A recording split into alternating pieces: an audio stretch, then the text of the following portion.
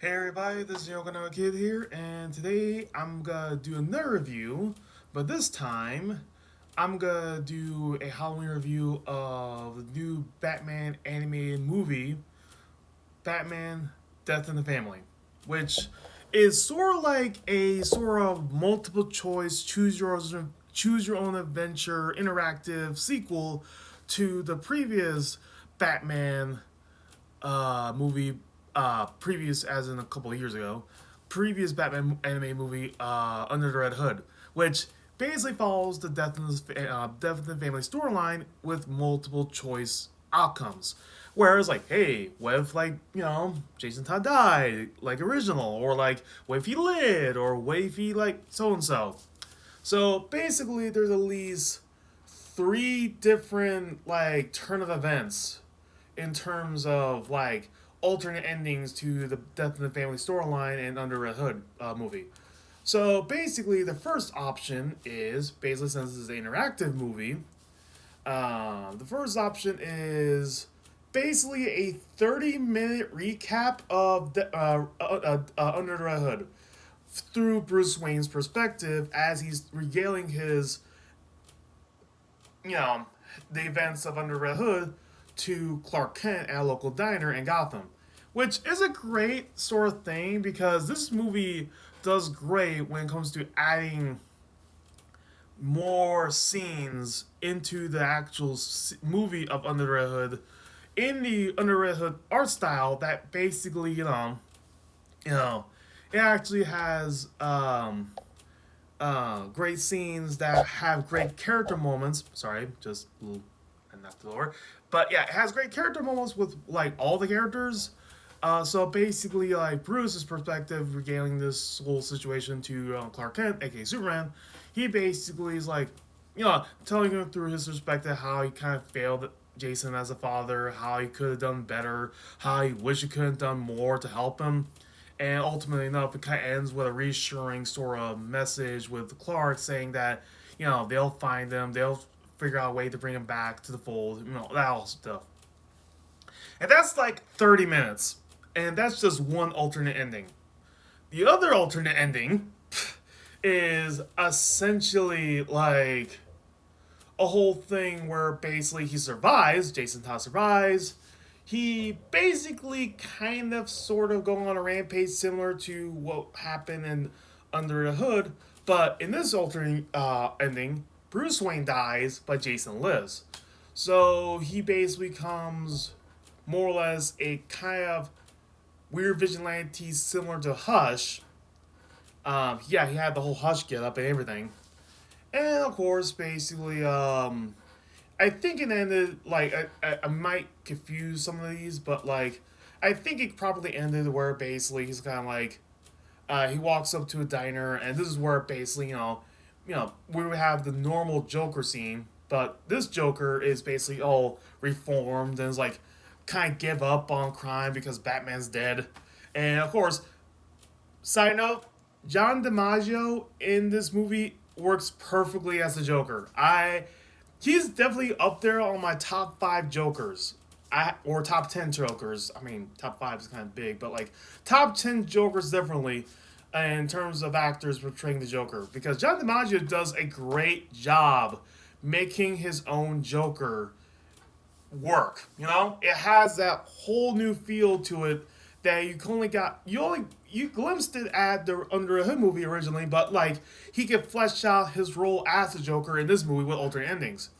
So with that being said, yeah, Jason Todd, he basically kind of walks into a diner, the same diner that Bruce Wayne talked to Clark about the whole situation in a previous alternate ending. But literally, he walked up to the bar, seeming to this normal random guy with a pointy nose. Yeah, he's the Joker.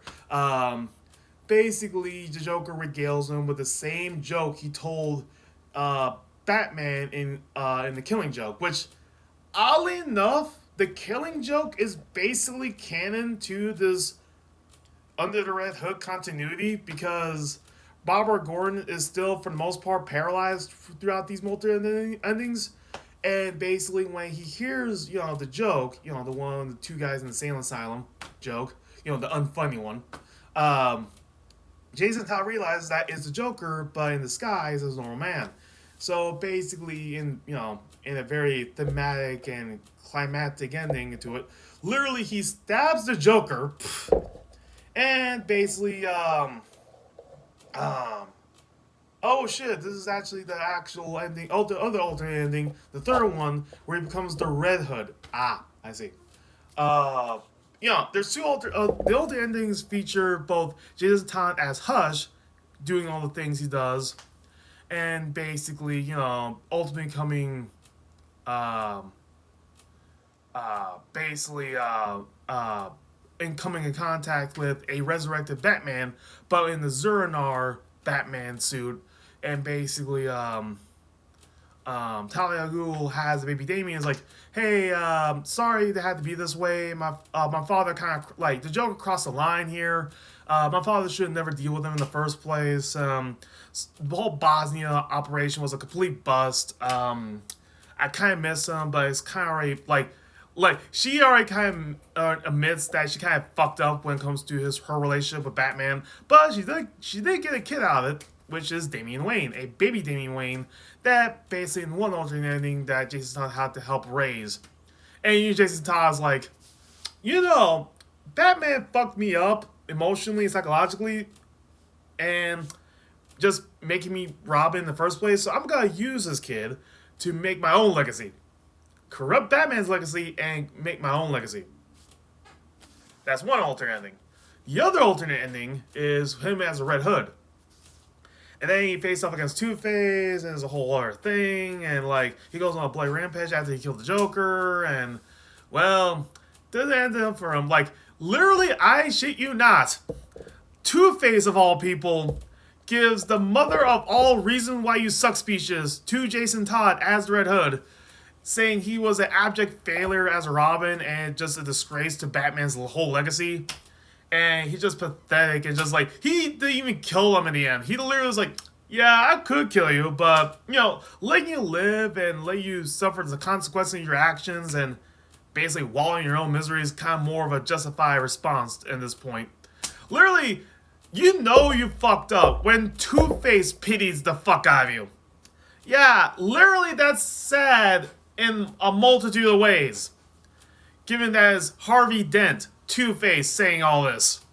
Which is I find it was kind of weird, but then I realized, oh yeah, Harvey Dent used to be a district attorney, so of course he would, go with this route. So, with that being said, that's sort of the whole thing with, Under Red Hood. It's basically a series of choose your own adventure type of alternate ending interactive movie that is kind of okay, that's actually kind of good, that's actually kind of interesting. Be in mind you, if you're trying to look this online, Kiss Cartoon or whatever, you only get the one of the endings. Yeah, I know, it kind of sucks, but you only get one of the endings, and it's the main one with the 30-minute recap.